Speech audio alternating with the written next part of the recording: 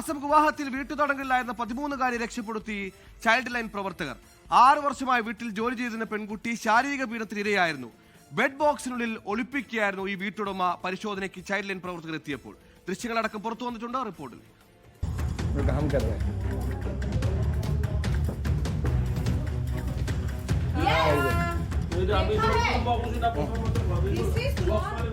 ഗുവാഹത്തി ജൂറിപ്പാറിലെ അമ്രിൻ അക്തർ എന്ന സ്ത്രീയുടെ ഉടമസ്ഥതയിലുള്ള വീട്ടിൽ നിന്നാണ് പെൺകുട്ടിയെ ചൈൽഡ് ലൈൻ അധികൃതർ രക്ഷപ്പെടുത്തിയത്.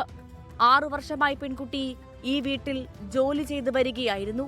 കുട്ടി നിരന്തരം ശാരീരിക പീഡനത്തിന് ഇരയായിരുന്നുവെന്നും അധികൃതർ പറഞ്ഞു.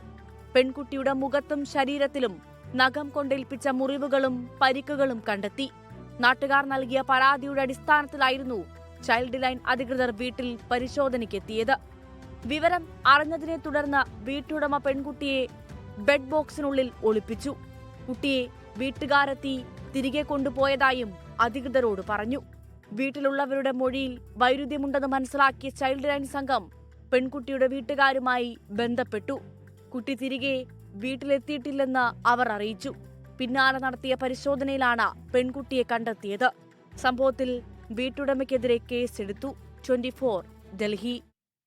ലോകത്തെവിടെയായാലും ഏത് സമയത്തും 24 വാർത്തകളും ഓഗ്മെന്റഡ് റിയാലിറ്റി പാക്കേജുകളും എക്സ്പ്ലെയിനറുകളും വിശദമായി കാണാൻ ഞങ്ങളുടെ യൂട്യൂബ് ചാനൽ നിങ്ങൾക്ക് സബ്സ്ക്രൈബ് ചെയ്യാം.